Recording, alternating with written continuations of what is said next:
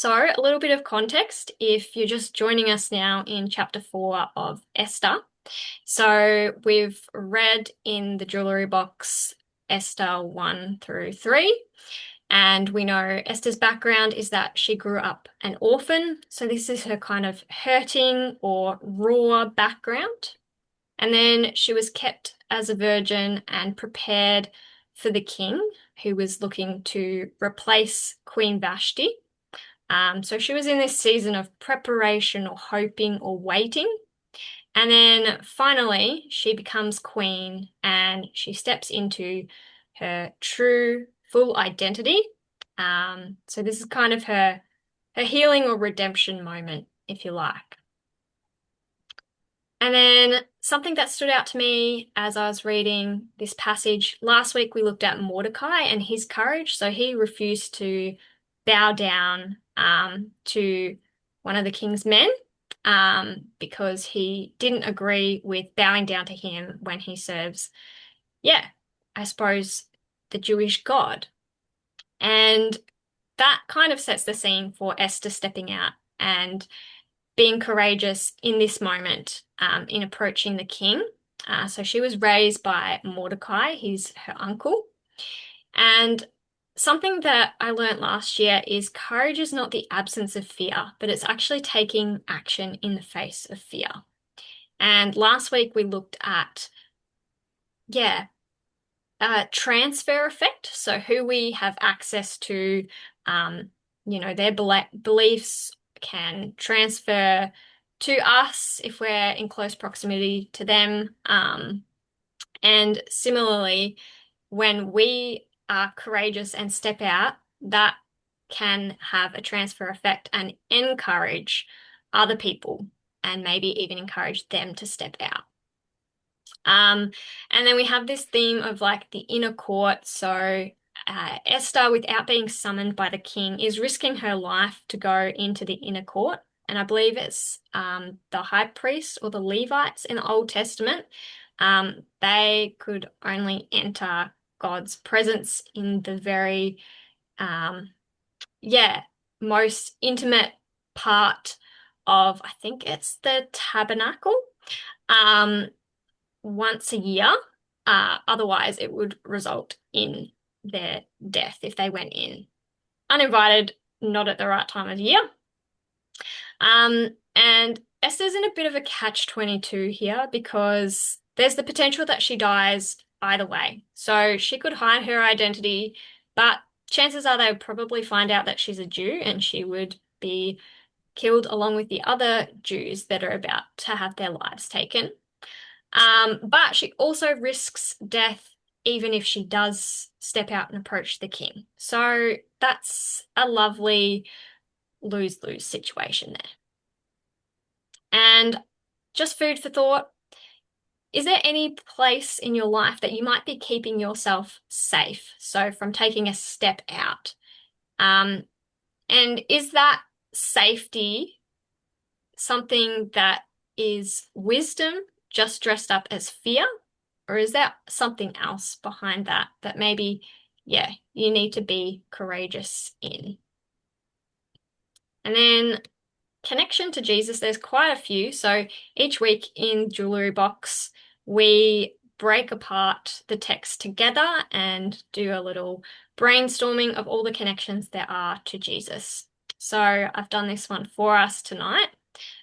One thing that I noticed and was very subtle is that in this chapter of Esther, the word king in my version of the Bible was written in lowercase, and his title, Xerxes, wasn't used. Whereas in every other chapter that we've been through in the beta program, King Xerxes' full name has pretty much been used and all in uppercase. And maybe this is a slight foreshadowing in this chapter of the king with true authority, who is Jesus.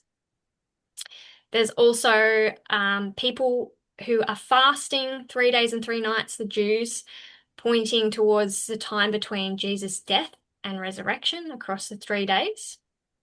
And then there's this connection that Esther is risking her life to try and access the king on behalf of her people. And Jesus dies to give us access to God and his kingdom and calls each of us according to his purpose. And now we get to the jewelry part, mined, refined, and designed. So the first process of jewelry making is finding the jewels. So all jewels are mined in their raw form from under the earth. And something that I found out yesterday or today was there's a proverb that talks about like a woman of God being worth more than rubies. And you sort of think, well, why rubies? Aren't diamonds kind of the standard? But apparently, rubies are a kind of gem that are buried the deepest in the earth. So by the time they're dug up, they're so deep in the earth and it's taken so much to dig them up. Their value is absolutely priceless. And that's what that proverb is trying to say. Like, a woman of God, her value is priceless. And then we have Esther and Jesus' true identities. They are buried so deep, they are hidden until just the right moment. So, and we see Jesus is literally buried in a tomb before people realize who he is before the resurrection. And then we've got the refining process, which I'm sure so many of us are well acquainted with. And talking to my friend who's a jeweler, she said that unrefined metal is useless to work with. She says it breaks under pressure, under heat, but truly refined metals, on the other hand, don't tarnish and they can take heat. And actually, if there are ancient artifacts that have been buried and archaeologists have dug them up and they're like pure gold, for example, they don't lose their shape over time. They are still the same if they're a pure metal. And we see that Esther and Jesus both go through these preparation or refining periods in their life. So we have Esther prepared for 12 months before she's made queen, and Jesus lives in obscurity for 30 years before he steps into his full authority and starts revealing who he is. And then finally, we have the last part of the process, which is designed. And this is where we see the beautiful finished project. And something that my friend who's a jeweler mentioned to me is that the most beautiful pieces of jewelry are often fashioned by many hands. And she told me about something called automatons. And I was like, I've never heard of that word before, but I'll show you what an automaton is on the next slide. But Esther and Jesus also spend years upon years in formation under mature leaders. So we have Mordecai, who has literally raised Esther before this moment.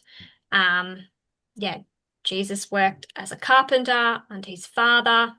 And so before they're revealed, and before they have their elevation or resurrection to save many people, they have gone through formation and being fashioned into something beautiful and complete and whole. And here is a picture of an automaton. So basically a piece of work that is created by many hands. I think this is a jewelry box. So someone would create a different part, and when they all come together, they look really beautiful. And it kind of just reminds me of the body of Christ, is that when everyone's doing their part, it just and is being refined and going through this process, we come together and create something beautiful that points the world to our Creator. So that's a bit about jewelry and Jesus.